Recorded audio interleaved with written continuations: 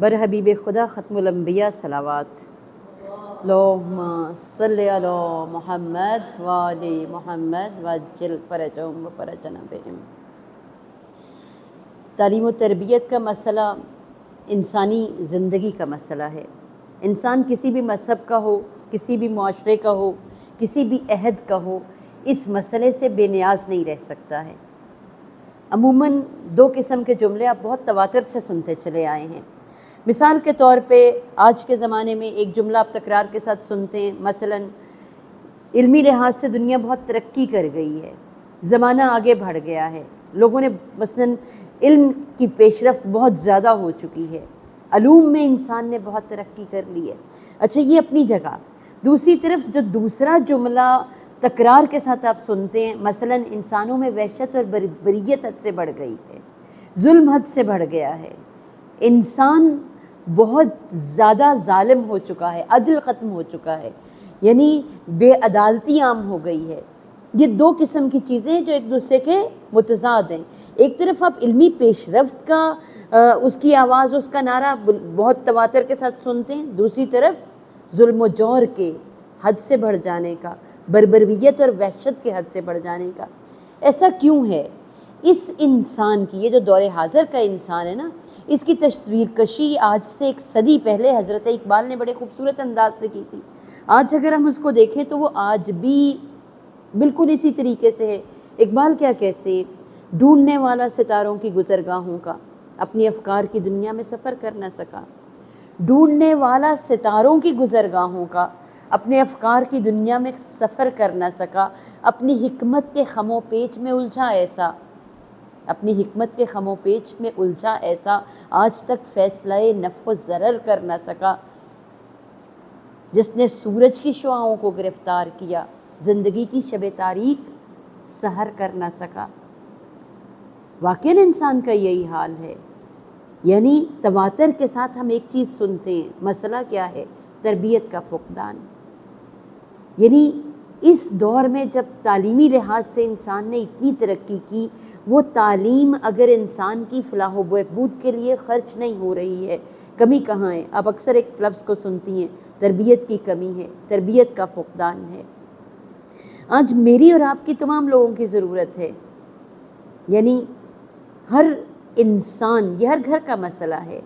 یعنی اگر آپ خصوصاً خواتین بعنوان مربی ہیں، کسی بھی شکل میں ہوں، کسی بھی انداز سے ہوں، معلمی کر رہی ہوں یا نہیں کر رہی ہوں، مادری کر رہی ہوں یا نہیں کر رہی ہوں، مگر اپنی جگہ تربیت کر رہی ہیں۔ آپ ماں ہیں، آپ بہن ہیں، آپ بیٹی ہیں، آپ بیوی ہیں، آپ خالہ ہیں، آپ پھوپھی ہیں، آپ تربیت کے عمل کو انجام دے رہی ہیں۔ جب ہم نے تربیت کرنا ہے، اور انسانوں کی تربیت، فقط بچوں کی تربیت نہیں، نوجوانوں کی تربیت بھی، تمام انسانوں کی تربیت بھی معاشرے کے اندر، پھر لازم ہے کہ یہ جانیں کیسے تربیت کریں ایسے انسانوں کی، یعنی تربیت اس نہج پہ کہ انسان اس فطرت الہیہ کی طرف پلٹ جائے جس پہ پروردگار نے اسے پیدا کیا ہے، یعنی اس کی تربیت فطرت سے ہم آہنگ ہو۔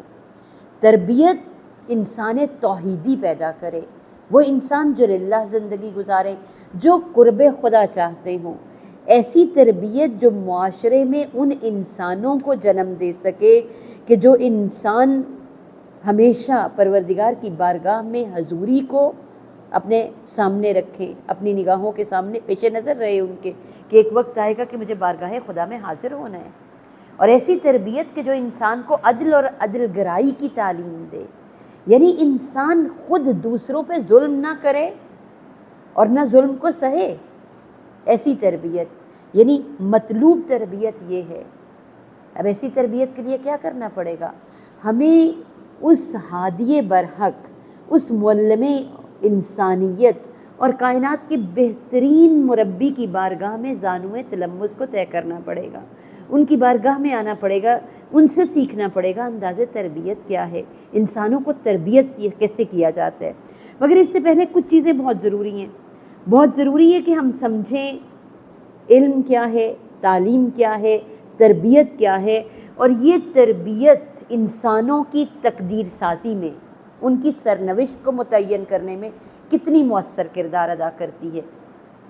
سب سے پہلے جب ہم بات کرتے ہیں علم کی، میں نے ابھی کہا نا آج انسان بار بار اس بات کو دہراتا ہے کہ علمی لحاظ سے بہت ساری ہم نے پیش رفت کر لی، بہت ترقی کر لی علم کے اعتبار سے، اور کسی حد تک اس کا یہ دعویٰ درست بھی ہے، مگر در حقیقت اگر ہمیں معلوم ہو علم کس کو کہتے ہیں، علم کیا ہے؟ کشف حقیقت، علم کسی شے کا جاننا، کسی شے کی حقیقت کا کما حق ہوا ادراک کرنا، دوسرے لفظوں میں کہوں کائنات کے سربستہ رازوں کو دریافت کرنا۔ اس کے بعد جب ہم بات کرتے ہیں تعلیم کی، علم کے لیے ایک تعلیمی نظام کا یا تعلیم دیا جانا یعنی سکھانا ضروری ہے، اور کس انداز سے سکھانا۔ جب ہم تعلیم کی بات کرتے ہیں تو اس سے مراد وہ علم، وہ عمل ہے اور وہ سرگرمیاں ہیں کہ جن سرگرمیوں کے ذریعے سے انسان کی فطری صلاحیتوں کو پروان چڑھایا جاتا ہے، اس کی فکری صلاحیتوں کو، اس کی عقلی صلاحیتوں کو پروان چڑھایا جاتا ہے۔ اس عمل کو ہم تعلیم کا نام دیتے ہیں، یعنی تعلیم وہ عمل ہے کہ جو انسان کو کشف حقائق میں معاونت کرے اور اس کو مثلا سماجی انداز سے، تمدنی طور پہ، معاشی طور پہ زندگی کو بہترین انداز سے گزارنے کا اہل ثابت کر سکے یا اہل بنا سکے۔ آج انسانوں کی مصیبت کیا ہے؟ معاشی لحاظ سے ہم مثلا تعلیم حاصل کرتے ہیں ڈگری کے حصول کے لیے، یعنی ہم ایسی ڈگری حاصل کر لیں جس کے ذریعے سے ہم ایک بہترین زندگی گزار سکیں، زیادہ اچھا ارن کر سکیں اور اسی طریقے سے معاشرے میں پیش رفت کر سکیں، یعنی اس سے بالا تر معیشت اور معاش سے بالا تر ہم کچھ اور سوچنے کے اہل نہیں ہیں۔ ہماری سماجی ذمہ داریاں کیا ہیں؟ معاشرے کی فلاح و بہبود کے لیے، اس تہذیب و تمدن کو پروان چڑھانے کے لیے ایک تعلیم یافتہ انسان کو کیا کرنا چاہیے، اس سے ہم صرف نظر کر جاتے ہیں۔ اور جب ہم تربیت کی بات کرتے ہیں، تربیت اس سے کہیں بالا تر مرحلہ ہے، اس سے کہیں بالا تر۔ تربیت یعنی انسان کا پستی سے بلندی کا سفر کرنے کے لیے، ظلمت سے نور کا سفر کرنے کے لیے، نقص سے کمال تک کا سفر طے کرنے کے لیے جن خصوصیات اور جن صفات کی ضرورت ہوتی ہے، ان خصوصیات اور ان صفات کی پرورش کا نام، ان کو پروان چڑھانے کا نام، ان کو نشو و نما دینے کا نام تربیت ہے۔ یعنی یہ تینوں چیزیں ذہن میں رکھیے گا، یہ تینوں چیزیں در حقیقت مرحلے ہیں، ایک انسان سازی کے عمل کے 3 مراحل کا نام ہے۔ اب جو ہم بات کر رہے تھے کہ تربیت انسان کی سرنوشت میں کتنی مؤثر ہے، اس سے پہلے کہ ہم یہ بات کریں کہ جناب رسالت مآب صلی اللہ علیہ وآلہ وسلم کا انداز تربیت کیا تھا، انہوں نے افراد کو کیسے تربیت کیا، کیسے پروان چڑھایا، کس طریقے سے ان کو ان کی شخصیت کی عمارت کو اٹھایا، اس سے پہلے یہ جانیے کہ تربیت انسان کی سرنوشت کو متعین کرنے میں کتنا اہم کردار ادا کرتی ہے۔ آپ نے ہمارے مشاہیر میں سے ایک مشہور شخصیت علامہ محمد اقبال کی، یہ شخصیت جو کسی تعارف کی محتاج نہیں ہے اور فقط ایک قومی یا ملی سطح کی شخصیت نہیں ہے بلکہ بین الاقوامی سطح کی شخصیت ہے، ایسی شخصیت کہ جس نے ایک عہد میں نہیں، ایک زمانے میں نہیں، بلکہ ہر آنے والے زمانے میں اس شخصیت کا اپنا رول یا آپ کہہ لیں کہ جو نقش یہ لوگوں کے ذہن پہ اور کردار پہ مرتب کرتے ہیں وہ اپنی جگہ بہت محکم ہے۔ یہی شخصیت اپنی زندگی کا یا اپنی داستان حیات کا ایک واقعہ نقل کرتی ہے، ایک واقعہ یا میں کہوں کہ 2 مناظر، میں اس واقعے کو 2 مناظر میں تقسیم کرتی ہوں۔ یہ 2 منظر ہماری نگاہوں کے سامنے اقبال لے کے آتے ہیں۔ منظر نامہ کیا ہے؟ اقبال اپنے گھر میں بیٹھے ہیں، چھوٹے سے بچے ہیں، سن کوئی 9 سے 10 سال کا ہے۔ اب اتنے کم سنی میں ظاہر ہے جس طریقے سے بچہ اپنے گھر کے اندر مصروف ہوتا ہے کسی نہ کسی سرگرمی میں، کسی نہ کسی کام میں، اب بچہ مشغول ہے، مصروف ہے، دروازے پہ دستک شروع ہوتی ہے، دستک ایسی ہے جو پہم ہوتی چلی جاتی ہے، دروازہ بجتا رہتا ہے، گھر کے اندر سے والد اور والدہ کہتے ہیں کہ جائیں دیکھیں باہر دروازے پہ کون ہے۔ عموماً ہمارے ہاں جب بچوں کو ان کی مصروفیت سے یا مشغولیت سے اٹھایا جائے بچوں کو بہت ناگوار گزرتا ہے اور ظاہر ہے غصہ آتا ہے، اریٹیٹ ہوتے ہیں۔ اقبال کی حالت بھی ایسے ہی ہے، غصہ آیا ہے اور اس غصے کے عالم میں اٹھ کے کھڑے ہوتے ہیں کہ دیکھوں دروازے پہ کون ہے، دروازے پہ آتے ہیں، دروازے کو کھولتے ہیں۔ اب اگر دروازے پہ کوئی صاحب جاہ و حشم ہوتا، کوئی مالدار ہوتا، کوئی طاقتور شخصیت ہوتی، کوئی ایسی شخصیت ہوتی جو ایک معاشرتی مقام کی حامل ہے، تو ہمارے ہاں عمومی رویہ کیا ہے؟ جتنا مرضی غصہ ہو اپنے غصے کو ضبط کر لیتے ہیں۔ اپنے غصے کو ضبط کر لیتے ہیں، یعنی فوراً ریاکشن نہیں دیتے ہیں، مگر اگر مقابل میں کوئی ضعیف انسان ہو، کوئی کمزور انسان ہو، کوئی بیچارہ انسان ہو جس کی معاشرتی حیثیت اتنی محکم نہ ہو، تو پھر ہمارے ہاں عموماً اس پہ اپنا غصہ اتارنے میں لوگ تعامل نہیں کرتے ہیں۔ اب اقبال نے سامنے دیکھا کون ہے؟ ایک فقیر ہے، جیسے ہی فقیر کو دروازے پہ دیکھا اب فوراً اپنے غصے کا اظہار کیا، ہاتھ میں ایک چھوٹی سی چھڑی پکڑی ہوئی ہے، چھڑی سے فقیر کے ہاتھ پہ ضرب لگائی۔ فقیر نے ہاتھ میں کاسا تھاما ہوا ہے، کاسے کے اندر جو کچھ وہ سارا دن جمع کر کے لایا ہے وہ تمام اس کے اندر ہے۔ آج کی طرح مثلاً آج تو ہمارے ہاں کہا جاتا ہے کہ فقراء کا یا مانگنے والوں کا یا گداگروں کا بینک بیلنس بہت ہی زیادہ ہوتا ہے، ایسے ہی ہے نا، یعنی یہ انہوں نے ایک پیشے کے طور پہ اختیار کر لیا ہے۔ اگر آج سے ایک صدی پیچھے چلے جائیں تو وہ جو گداگر ہے اس نے ایک پیشے کے طور پہ یہ چیز اختیار نہیں کی ہے، بلکہ وہ انسان جن کے پاس کوئی کسب و کار نہیں ہے، مالی طور پہ کمزور ہیں، کما نہیں سکتے، اپنے بچوں کو کھلا نہیں سکتے، وہ کیا کرتے ہیں؟ کاسا لیتے ہیں، گھر گھر جا کے گدائی کرتے ہیں۔ کسی نے کھانے کے لیے روٹی دے دی، کسی نے چاول دے دیے، کسی نے کوئی جنس دے دی، کوئی دال دے دی، یہ اپنے گھر پہ لے جاتے ہیں تاکہ اپنے بال بچوں کا پیٹ پال سکیں۔ اب جب کاسے کو دیکھا اور فقیر کو دیکھا اور اقبال نے چھڑی ماری، فقیر کا کاسا زمین پہ گرا، جو کچھ سارا دن کے بعد وہ اکٹھا کر کے لایا تھا وہ سب زمین پہ گر گیا۔ اب وہ اپنے بچوں کو کہاں سے کھانا کھلائے؟ ایک دفعہ درد سے ایک فریاد اس سے بلند ہوتی ہے، فریاد کو بلند کرتا ہے۔ اب یہاں پہ رک کے ایک لحظے کے لیے سوچیں، اگر اس منظر کو میں اور آپ تخیل کی آنکھ سے نہیں ظاہر کی آنکھ سے دیکھ رہے ہوتے تو میرا اور آپ کا انداز کیا ہوتا؟ ہم جب اس بچے کو دیکھتے تو ہم کہتے ہیں یہ بچہ بے تربیت ہے، کسی نے اس کو تربیت نہیں کیا۔ اچھا، یہ میرے اور آپ کا موقف ہے، ہم جب اس بچے کو دیکھیں تو ہم کہیں بے تربیت ہے، اور آج بھی ایسا منظر ہماری نگاہوں کے سامنے آئے تو ہم کہیں کہ کسی نے تربیت نہیں کیا۔ اب اس بچے کو تربیت کیسے دی جاتی ہے؟ دوسرا منظر، اس بچے کا والد گھر کے اندر موجود ہے، جیسے ہی فقیر کی صدا بلند ہوئی، جیسے ہی درد بھری فریاد سنی، باپ دروازے پہ آتا ہے، دروازے پہ اس ناتواں، ضعیف، کمزور بوڑھے فقیر کو، گداگر کو دیکھتا ہے۔ اب اس سائل کو دیکھا، اس کے کاسے کو دیکھا جو زمین پہ گرا ہوا تھا، باپ کا دل دہل گیا، وجود پہ لرزہ طاری ہوا۔ ایک دفعہ اس بزرگ کو اٹھایا، اس کو اپنے پاس سے کچھ دے دلا کے رخصت کیا، رخصت کرنے کے بعد واپس گھر میں پلٹے، دروازے کو بند کیا۔ اب یہ بچہ صحن خانہ میں موجود ہے، اپنے والد کے کام کو دیکھ رہا ہے میرے باپ نے کس قدر تکریم کے ساتھ اس فقیر کو رخصت کیا ہے، کس طرح سے جود و سخا کرتے ہوئے اس کو رخصت کیا ہے۔ اب جب واپس اندر آئے ہیں، اب بیٹے نے دیکھا، باپ کی حالت عجب ہے، چہرے کا رنگ بدلا ہوا ہے، جسم پہ لرزہ طاری ہے، آنکھوں سے آنسو بہہ رہے ہیں۔ باپ نے زبان سے کچھ نہیں کیا، زبان سے کچھ نہیں کہا۔ ایک دفعہ دل پہ ہاتھ رکھ کے بتائیے، میں اور آپ وہاں ہوتے تو کیا کرتے؟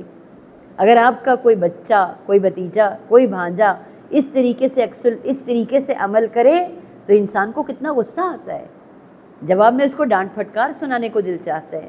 مگر یہاں باپ نے کچھ کہا نہیں، باپ نے خاموشی سے دروازے کو بند کیا، گھر کے اندر تشریف لے گئے۔ اب جب گھر کے اندر گئے، جا کے تخت پہ بیٹھے، اب بچہ چونکہ باپ سے محبت رکھتا ہے، باپ کے اضطراب کو محسوس کر رہا ہے۔ پروردگارا، میں نے اس سائل کو مارا تھا، درد میرے بابا کو کیوں ہو رہا ہے؟ میں نے اس کو تکلیف دی تھی، آنکھیں میرے بابا کی کیوں آنسو برسا رہی ہیں؟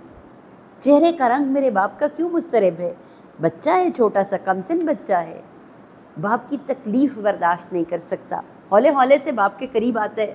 جب اپنے والد کے قریب آئے اور والد کے پاس بیٹھے، والد نے ایک دفعہ نظریں اٹھائیں، بیٹے نے باپ کی آنکھوں میں آنسو دیکھے۔ اب باپ کیا کہہ رہا ہے؟ میرے بچے، میرے نور نظر، میں نے تیرا کیا بگاڑا تھا؟ میں نے تیرا کیا بگاڑا تھا کہ تو نے مجھے رسوا کر دیا؟ اب بچہ حیران ہو کے دیکھتا ہے، میں نے بابا کو رسوا کر دیا، کیا ہوا؟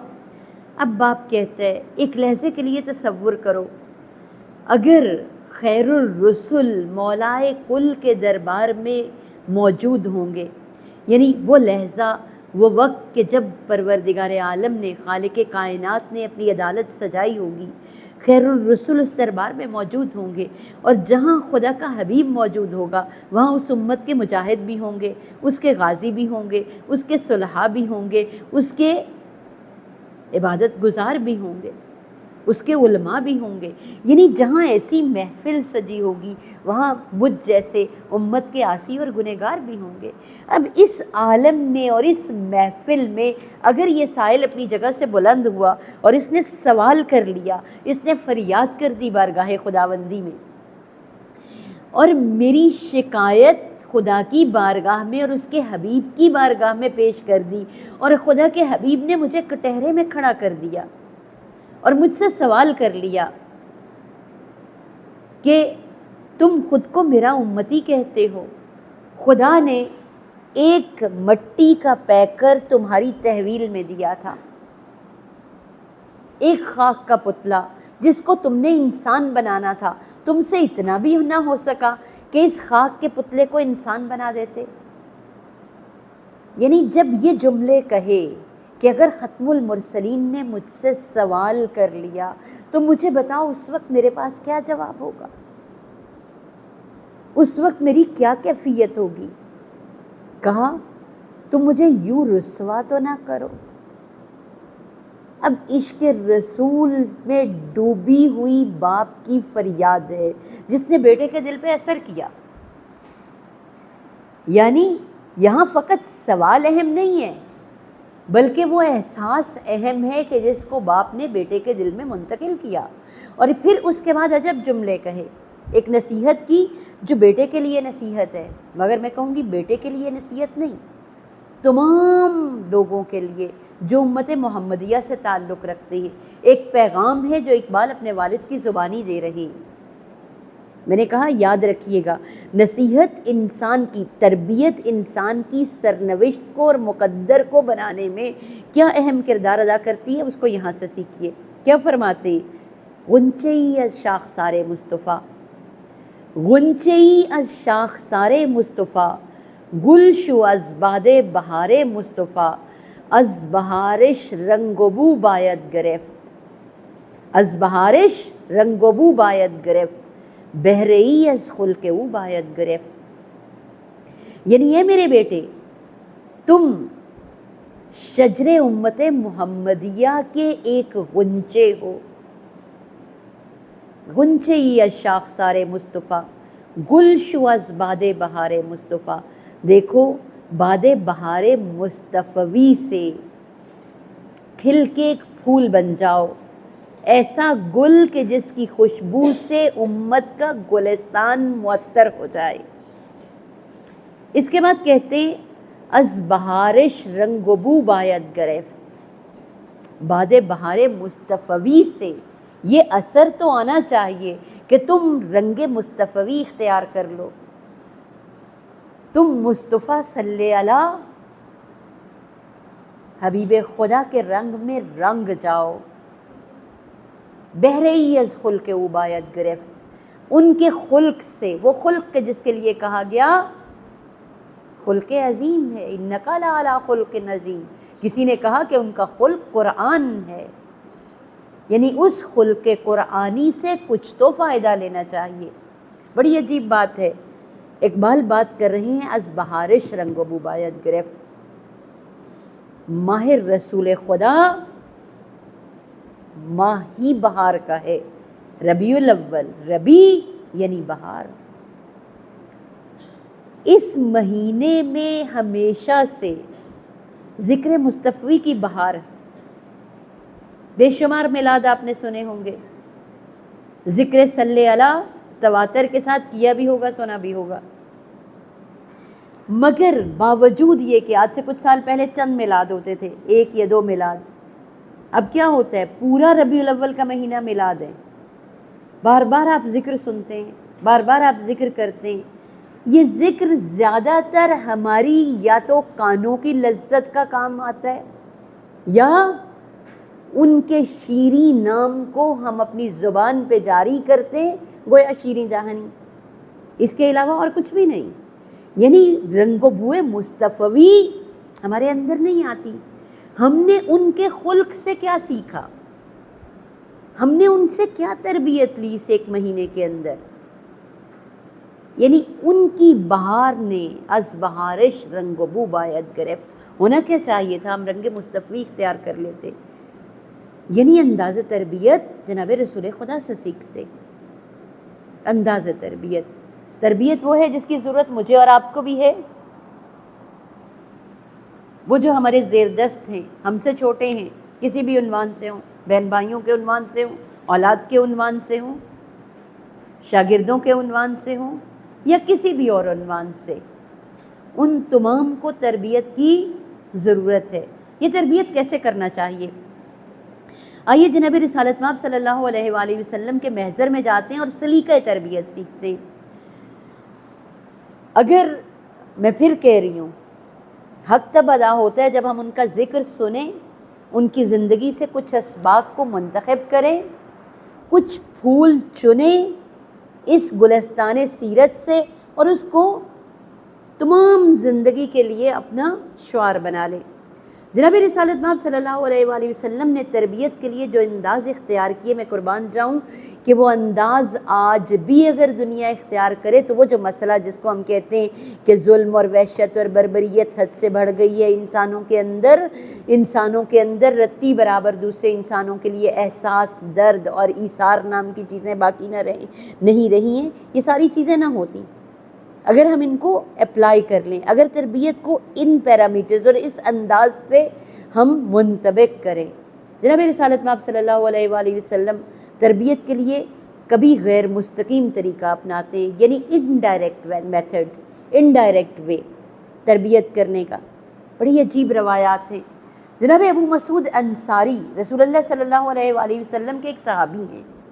ابو مسعود مدینہ کے اندر خود روایت کرتے ہیں کہ میرا ایک غلام تھا، غلام نے میری حکم عدولی کی یا کوئی تقصیر اس سے سرزد ہوئی، میں غصے میں آیا، میں نے غلام کو زد و کوب کرنا شروع کیا، اس کو مارنا پیٹنا شروع کیا. کہا کہ جب میں غلام کو مار پیٹ رہا تھا میں نے اپنے پشت سر سے آواز سنی. جناب رسالت مآب صلی اللہ علیہ وآلہ وسلم نے مجھے آواز دے کے کہا، اے ابو مسعود یاد رکھنا خدا نے تم کو اس پہ اختیار بخشا ہے.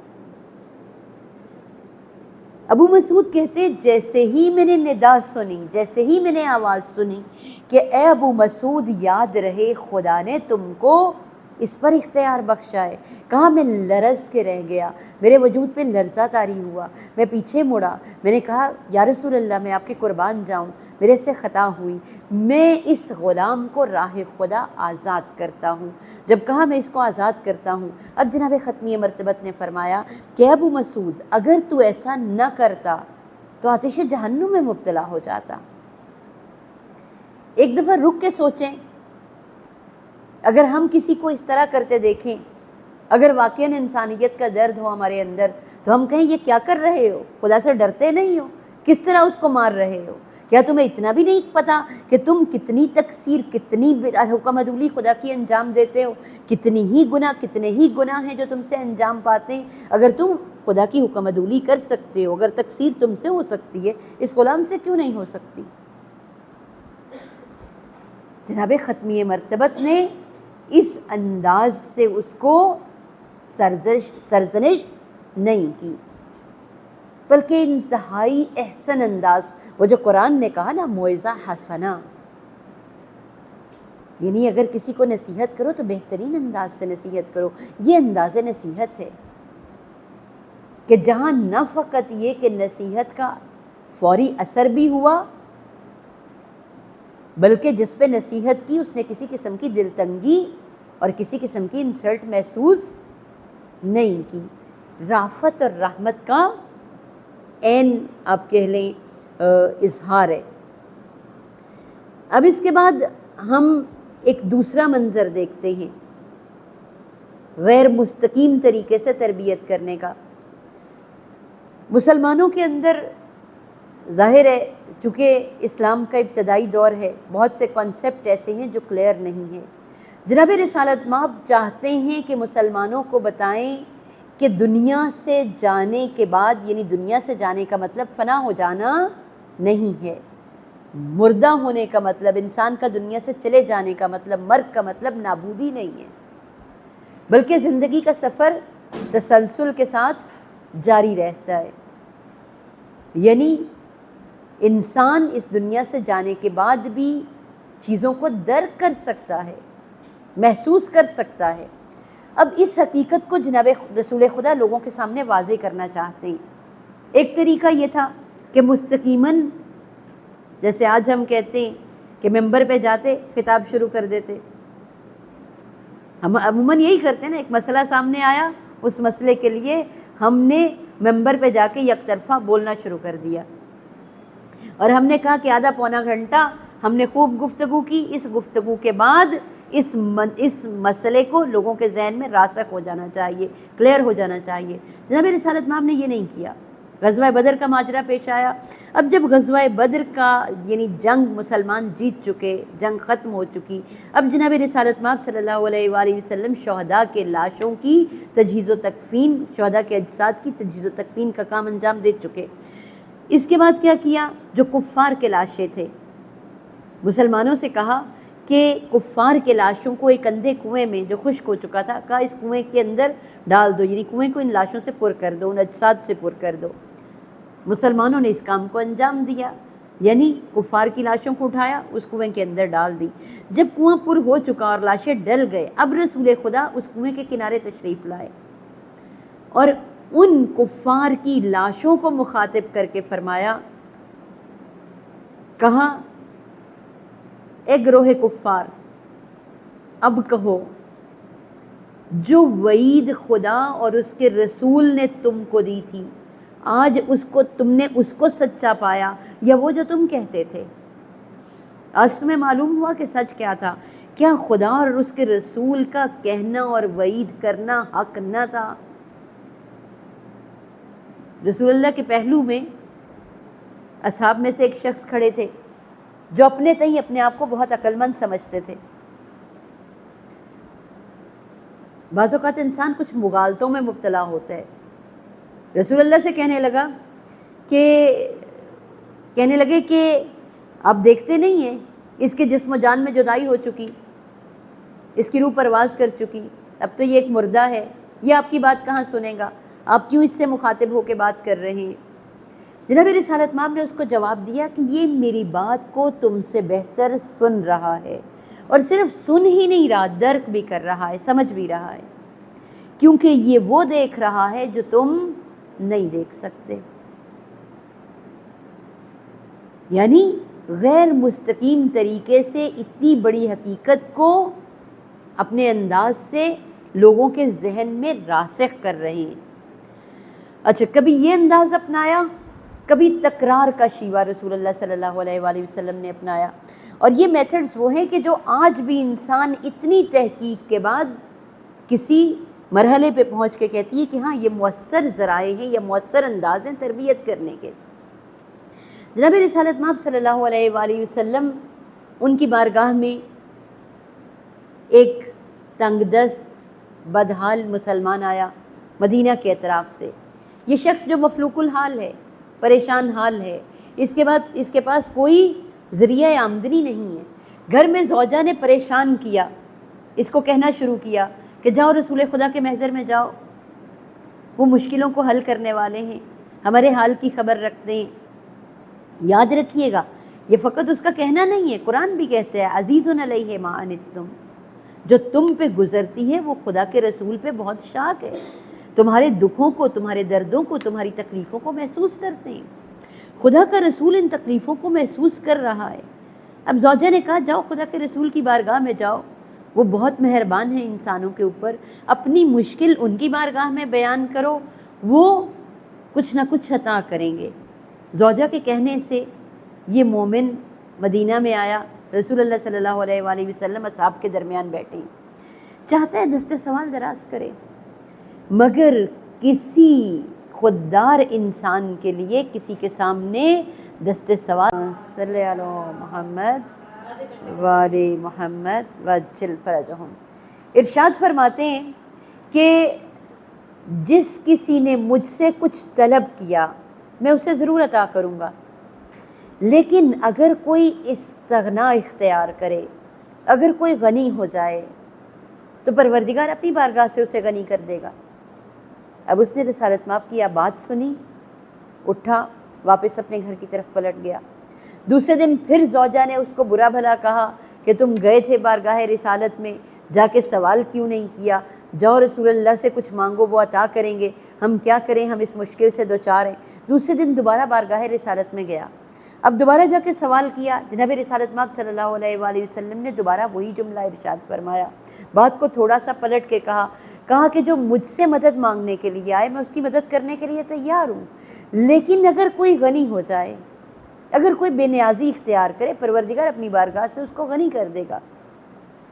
اب اس نے سننے کے بعد دوبارہ پلٹ آیا، تیسرے دن پھر زوجہ نے اس کو مجبور کیا، پھر اس کے مجبور کرنے پہ اٹھا، پھر بارگاہ رسالت میں آیا، پھر چاہتا ہے کہ دست سوال دراز کرے، پھر زبان پہ کلمے آ کے رک جاتے ہیں، ہمت نہیں ہو رہی ہے، کیسے اصحاب کے مجمع میں دست سوال دراز کروں، کیسے اپنی خودداری کے پردے کو چاک کر دوں۔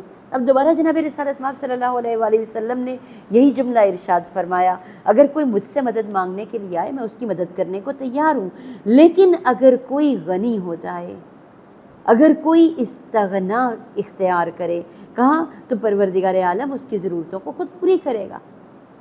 جب اس نے یہ سنا، اب یہ بارگاہ رسالت سے واپس پلٹا، واپس پلٹنے کے بعد اپنے گھر میں آ کے جناب رسالت مآب کے ان جملوں پہ غور کرنے لگا۔ غنی استغنا کا مطلب کیا ہے؟ استغنا کا مطلب ہاتھ پہ ہاتھ رکھ کے بیٹھنا نہیں ہے۔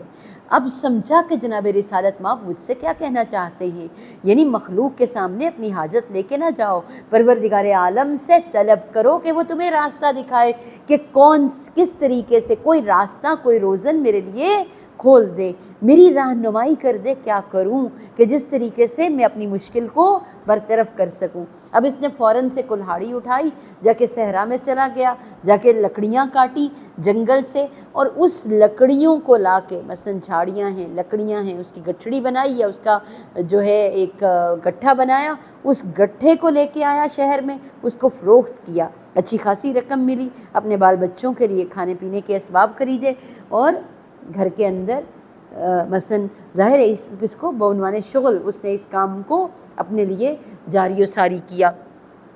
لیکن یہاں مقصد فقط کیا ہے؟ مقصد یہ ہے کہ اگر کوئی انسان غور و فکر سے کام لے، اگر کوئی انسان خود اپنی صلاحیتوں کو استعمال کرے، اپنے ذہن کو استعمال کرے، خدا سے ہدایت کا طالب ہو، اس سے مدد کا طالب ہو، تو پروردگار اس کو راستہ دکھا دیتا ہے، اس کے لیے مشکل کو آسان کر دیتا ہے۔ وہ ذرا سی ہمت کرے، محنت کرے، خدا اس کی ہمت کو برابر کرتا ہے۔ اسی طریقے سے ایک اور شخص آیا رسول خدا کی خدمت میں، میرے اور آپ جیسا انسان۔ عموماً ہمارے ہاں جب ہم دیکھتے ہیں کوئی بزرگ شخصیت ہے، بڑی شخصیت ہے، جس شخصیت کو ہم اپنے تئیں بہت بزرگ سمجھتے ہیں، ہم کہتے ہیں کہ ہمیں کوئی نصیحت کیجیے، ایسا ہی ہے نا۔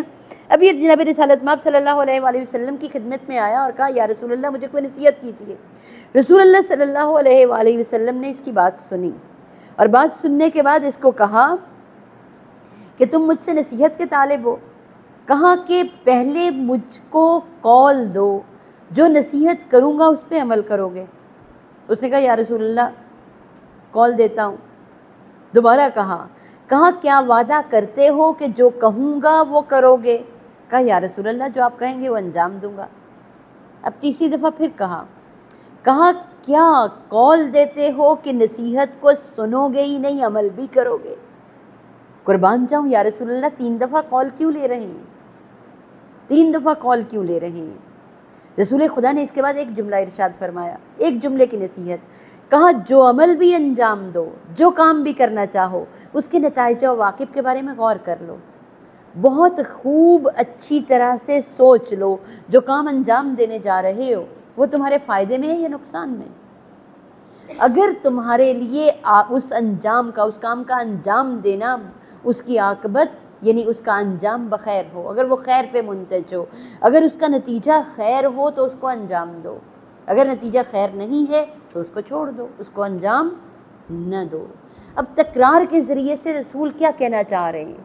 اس کے کئی آپ کہہ لیں پہلو ہو سکتے ہیں۔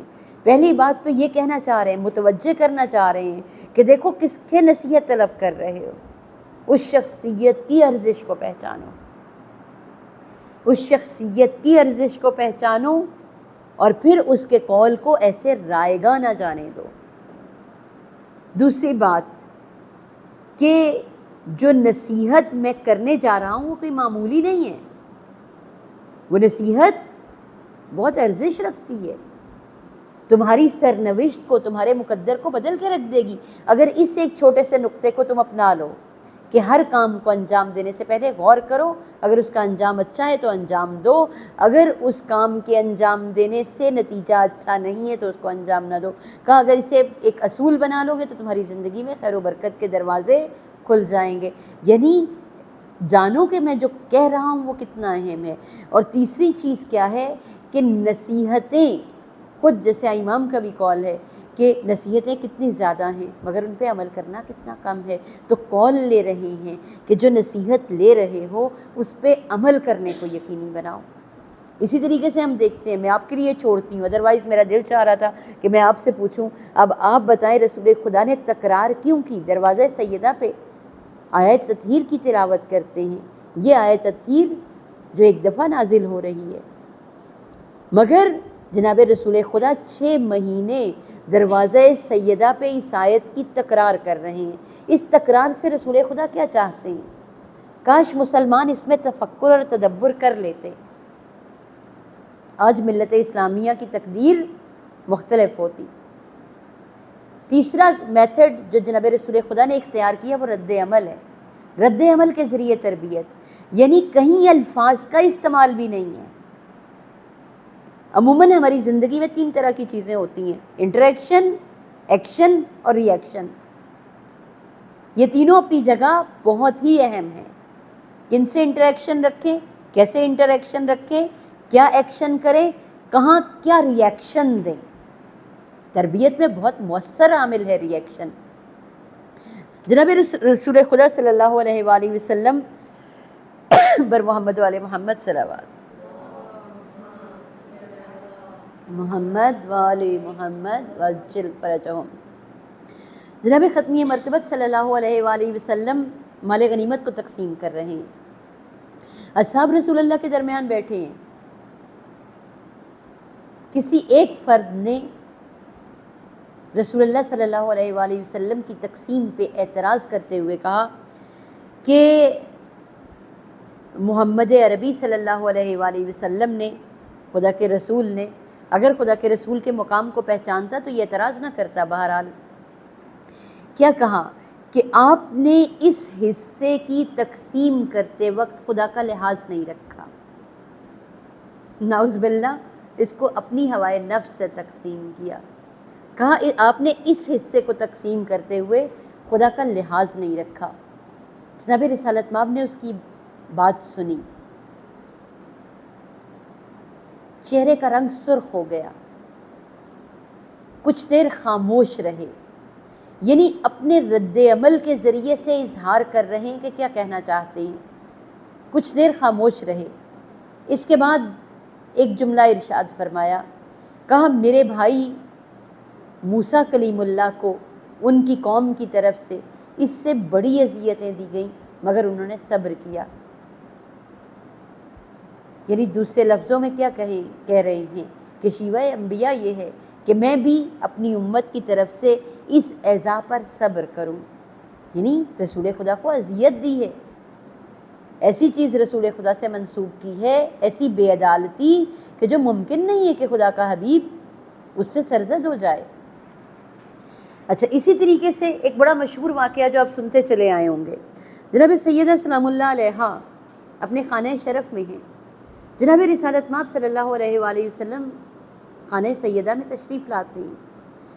یاد رہے سیدہ کائنات ہیں، سیدۃ النساء العالمین ہیں، بزت الرسول ہیں، ریحانہ قلب مصطفیٰ ہیں، خدا کے رسول کو اتنی محبت ہے فاطمہ سے کہ جب بھی کہیں جاتے ہیں سب سے آخر میں فاطمہ سے ملاقات کرتے ہیں، جب بھی کہیں سے واپس آتے ہیں سب سے پہلے سیدہ کی زیارت کے لیے آتے ہیں، سیدہ سے ملتے ہیں، چاہتے ہیں پہلے سب سے پہلے جس فرد کو دیکھیں وہ فاطمہ ہو۔ یعنی اتنی محبت، اس کے باوجود اب جب گھر کے اندر آئے، دروازے سے اندر قدم رکھا، فاطمہ کو دیکھا صحن میں، فاطمہ نے چاندی کا دست بند پہنا ہوا ہے، سیدہ کائنات نے چاندی کا دست بند پہنا ہوا ہے، گھر کے اوپر دروازے کے اوپر قیمتی پردہ لٹکا ہوا ہے۔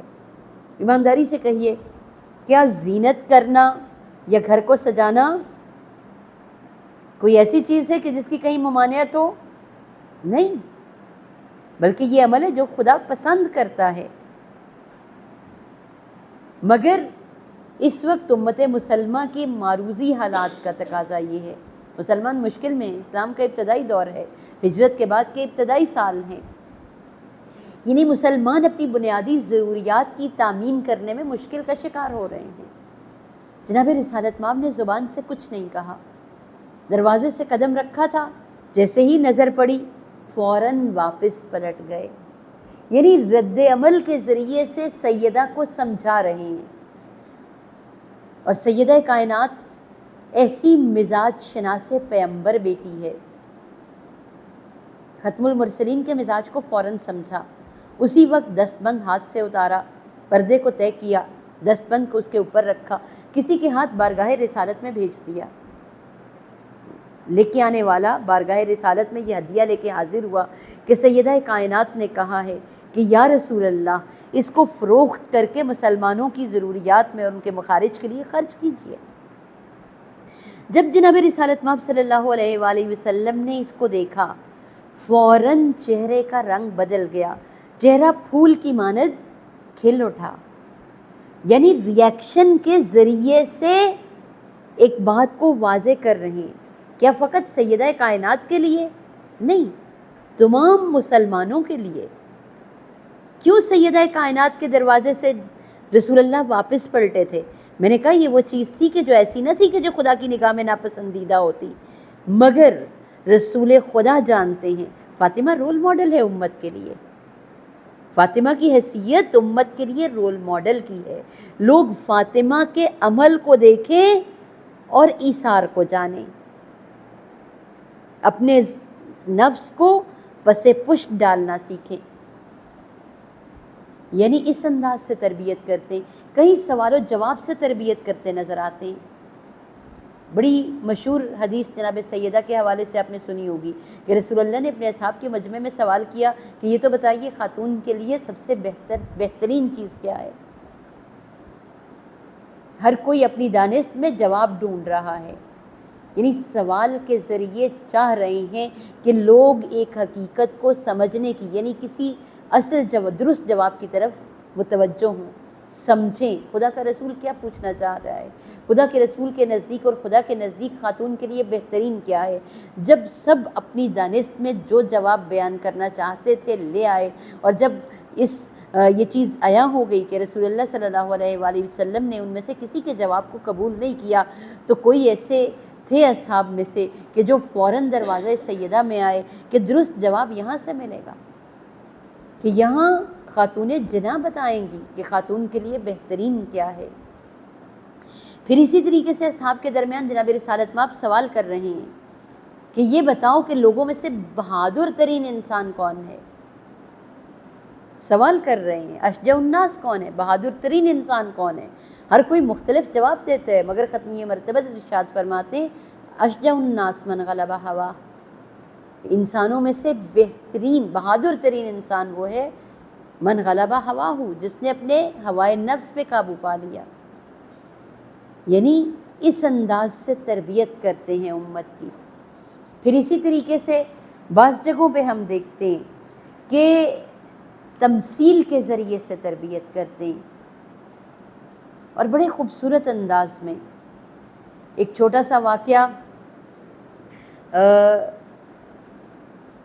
جابر ابن عبداللہ انصاری کا نام آپ تمام آشنا ہوں گے، جابر ابن عبداللہ انصاری کے نام سے۔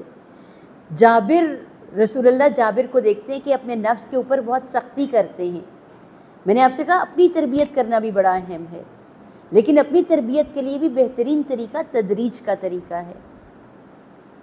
جابر اپنے نفس کو مشقت میں ڈال رہے ہیں. رسول خدا جابر سے کہتے ہیں اے جابر اپنے نفس پہ رحم کرو، اپنے اوپر رحم کرو. تم نے کبھی دیکھا ہے اگر کوئی انسان ایک شہر سے دوسرے شہر جانے کا قصد کرتا ہے اور چاہتا ہے کہ جلد از جلد دوسرے شہر پہنچ جائے، اب گھوڑے پہ سوار ہوتا ہے، گھوڑے کو ایڑ لگاتا ہے اور اس کو چابک لگاتا ہے کہ تیز چلو. جتنا چابک لگائے گا اور گھوڑا تیز دوڑے گا، نتیجہ کیا ہوگا؟ سواری زخمی ہو جائے گی، جو اس کا اسب ہے، جو اس کا مرکب ہے وہ زخمی ہو جائے گا. مرکب زخمی ہو جائے گا تو اس کے لیے اپنے سفر کو طے کرنا بھی ممکن نہیں رہے گا، یعنی خود اس کا سفر بھی تاخیر میں ڈل جائے گا اور سواری کو بھی زخمی کر لے گا. بس اپنے نفس کو اسی طرح کا گھوڑا تصور کرو، اس کو اتنی سختی میں نہ ڈالو کہ تمہارے لیے سفر کرنا مشکل ہو جائے یا ممکن نہ رہے. اب اسی طریقے سے کبھی تجرباتی طریقہ اپناتے ہیں. آپ کی زحمت تمام کر رہی ہوں، طریقے جناب رسالت میں آپ کی سیرت سے بے شمار میتھڈز ملیں گے، آپ کو بے شمار تربیت کرنے کے انداز اور طریقے ملیں گے. میں نے کچھ مثالیں آپ کے سامنے رکھی ہیں. جناب رسالت میں آپ صلی اللہ علیہ وآلہ وسلم اپنے اصحاب کے ساتھ جا رہے ہیں، راستے میں ایک ایسی جگہ پہ کہ جو بالکل بیابان ہے، بے آب و گیا، چٹیل، جہاں پہ عموماً ظاہراً نظر آتا ہے کہ درخت اور ایسی چیزیں بھی نہیں ہیں. اصحاب کو ایک دفعہ روک کے کہا کہ یوں کرو کہ تم سب جاؤ اور ایندھن جمع کرو. اصحاب پریشان ہو گئے، یا رسول اللہ یہاں تو دور دور تک پانی کا نام و نشان نہیں ہے، یہاں تو دور دور تک نہ کوئی جھاڑی نظر آتی ہے، نہ کوئی درخت نظر آتا ہے، کچھ دکھائی نہیں دیتا، یہاں ایندھن کہاں سے ملے گا، لکڑیاں کہاں سے جمع کریں؟ کہا نہیں، جاؤ اپنے مقدور بھر جتنی جمع کر سکو وہ جمع کر کے لے آؤ، ایک دفعہ کوشش تو کرو. اب بادلیں نہ خواستہ، وادی نظر میں اصحاب کو کچھ نظر نہیں آ رہا ایسا، لیکن رسول اللہ کے کہنے پہ چلے.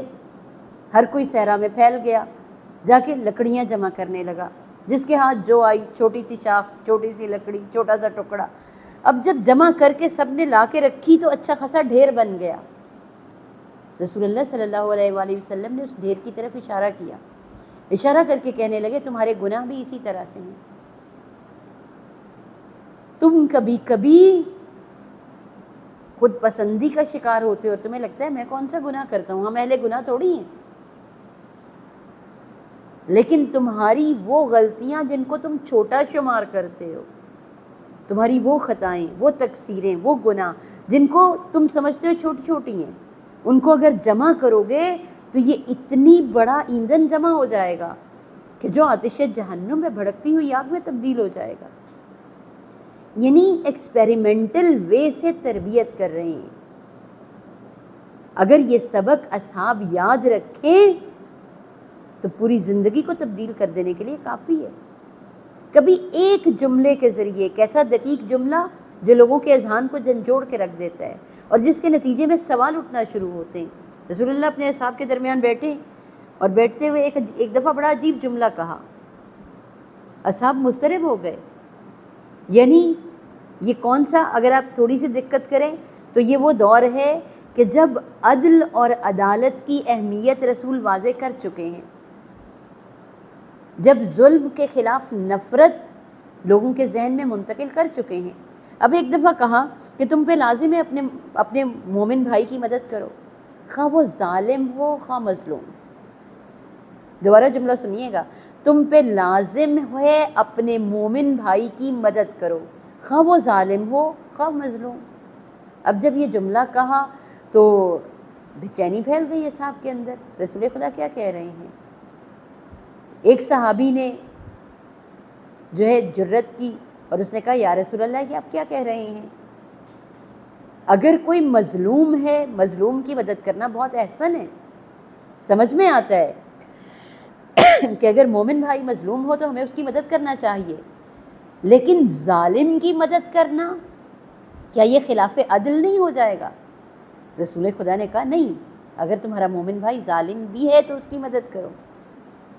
کسی اور نے کہا یا رسول اللہ وہ کیسے؟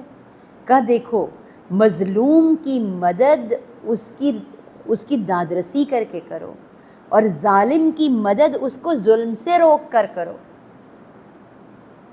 یعنی اگر کسی مومن بھائی کو تم نے کسی پر ظلم کرنے سے روکا، در حقیقت کیا کیا؟ اس کی مدد کی۔ یہ انداز تربیت ہے جو خدا کا رسول سکھا رہا ہے۔ اب ایمانداری سے بتائیے، آج ہم کہتے ہیں ہماری نسل بے تربیت ہے، جوان بے تربیت ہیں، معاشرے کے اندر تربیت کا فقدان ہے، تربیت نہیں ہے۔ ہم تربیت سے مراد لیتے ہیں کہ ہم کسی کی غلطی دیکھیں ڈائریکٹلی بمبارمنٹ شروع کر دیں، اس کو برا بھلا کہنا شروع کر دیں، یا اس کو ڈائریکٹلی کہیں تمہیں یہ کرنا چاہیے تھا، یہ کرنا چاہیے تھا، یہ کرنا چاہیے تھا، تم نے یہ نہیں کیا۔ اگر تربیت کو اس انداز سے کریں جیسے خدا کے رسول نے کی، تو انشاءاللہ امید ہے ہمارا معاشرہ بہترین تربیت یافتہ معاشرے میں تبدیل ہو جائے گا۔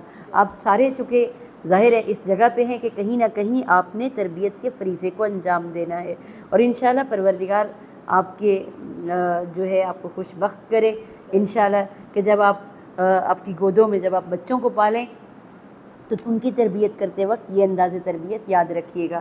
پروردگار ہمیں توفیق دے کہ ہم رنگ و بو مصطفی کو اپنے وجود میں سمیٹ سکیں اور امت محمدیہ کے بہترین گلہائے معطر بن کے زمانے میں ابھریں۔ السلام علیکم ورحمۃ اللہ۔